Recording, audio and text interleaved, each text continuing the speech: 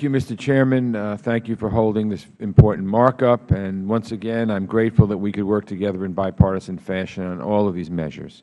First of all, let me express my strong support for H.R. 4411, the Hezbollah International Financing Prevention Act. Hezbollah has continued to terrorize the globe, reaching into Latin America, Europe, Asia, and across the Middle East. How does Hezbollah fund this violence and terrorism? Kidnappings and ransom, conflict diamonds, narco-trafficking, and other criminal enterprises.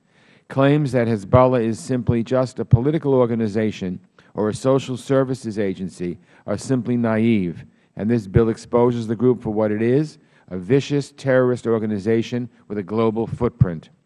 This legislation goes after financial institutions that knowingly support Hezbollah. It is modeled after the Comprehensive Iranian Sanctions and Divestment Act of 2010. That measure worked. It is one of the prime causes of the severe economic downturn that brought the Iranians to the negotiating table. H.R. 4411 also focuses on Hezbollah's efforts to spread hateful propaganda through its media outlet Al-Manar, which is in itself a specially designated terrorist group. Through sanctions, we hope to cut off Hezbollah's lifeline and prevent future terrorist attacks. I want to thank Representative Meadows and Schneider for their thoughtful leadership on this issue and their bipartisan work. And thank you, Mr. Chairman, for moving this forward, especially at this critical time. Next, Mr. Chairman, I would like to thank you for bringing up H.R. 4640, my Western Hemisphere Drug Policy Commission legislation. Let me also thank Congressman Salmon, who is the lead Republican co-sponsor of this legislation, a great partner of mine, and strongly committed to a strong U.S.-Latin American partnership.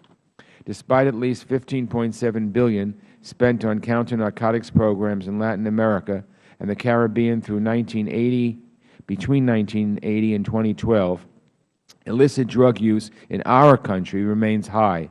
In 2012, there were around 24 million illicit drug users in the United States, and while cocaine use at home is declining, heroin use is on the rise. In fact, heroin overdose deaths in the United States increased by an alarming 45% between 2006 and 2010. This bill would create an independent commission to take stock of what is working, what isn't, and help guide the future of U.S. drug policy through recommendations submitted to Congress. The Secretary of State and the Director of the Office of National Drug Control Policy. This commission will save our government money in the long run. Its recommendations will help ensure that we are getting the biggest bang for our buck as we tackle this problem in Latin America and the Caribbean. A similar bill passed the House of Representatives unanimously in 2009, but stalled in the Senate. This year, I and Mr. Salmon are determined to get this legislation onto the President's desk.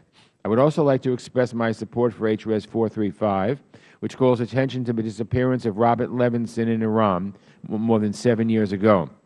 The United States has repeatedly raised Mr. Levinson's case with the Iranian government. Now is the time for Iran to make a good-faith effort to bring Robert Levinson home. Thanks to the leadership and tireless work by Representative Deutsch, Mr. Levinson's congressman, this resolution will lend a new sense of urgency to this effort. Mr. Chairman, I would like to commend our committee colleague, Representative Chris Smith of New Jersey, as well as Representative Wolf, for their leadership on international religious freedom issues and for their work on H.R. 4653, which reauthorizes the U.S. Commission on International Religious Freedom. Article 18 of the Universal Declaration of Human Rights states that everyone has the right to freedom of thought, conscience, and religion. This right includes freedom to manifest his religion or belief in teaching, practice, worship, and observance. Nevertheless, every day, religious communities around the world are subject to escalating violence, persecution, and discrimination. USCIRF is pushing back against violations and helping to uphold our most cherished values.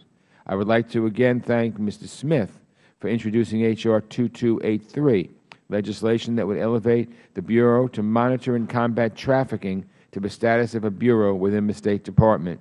Human trafficking, as Mr. Chris Smith has always pointed out, is a modern-day slavery and one of the most offensive violations of a person's freedom and dignity.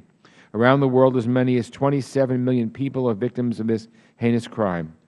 Elevating this trafficking office to a bureau will send a message that combating modern-day slavery is a priority for the United States. I urge my colleagues to support this important legislation. Mr. Chairman, let me also express my strong support for H.R.S. 562, a resolution introduced by Representative Pitts. This measure reaffirms our support for the sovereignty, independence, and territorial integrity of Moldova, expresses strong support for strengthening U.S.-Moldova relations, and affirms that Moldova has a sovereign right to determine its own partnerships free of external coercion and pressure. I am delighted that tomorrow Moldova will sign an association agreement with the EU. The resolution also calls on Russia to remove its forces from the Transnistria region of Moldova and urges all parties to work for a peaceful resolution to the Transnistria issue. I have met with Moldovan officials. They want to look westward rather than eastward. They are frightened to death about Russia's aggression, and it is very important that the United States stand by them. This resolution does that. I am very proud of it. And finally, Mr. Chairman, we are taking up H.R.S. 588, a resolution introduced by Representative Peterson on adoptions from the Democratic Republic of Congo. We have seen all these brave parents stand up before. The government of the DRC has stopped issuing exit permits for adopted children, affecting hundreds of children who were set to be taken in by loving families. This is a terribly painful situation that we need to help resolve. This resolution recognizes the importance of ethical and transparent adoptions, and it seeks to raise awareness about the plight of the families currently stuck in limbo over these suspended permits. It encourages dialogue between the governments of the U.S. and DRC to find a path forward on this issue, and I urge my colleagues to support it. So in closing, Mr. Chairman, I would like to once again thank you for holding this markup and for working with our side of the aisle in a bipartisan manner. I yield back. Thank you, Mr. Engel. Do any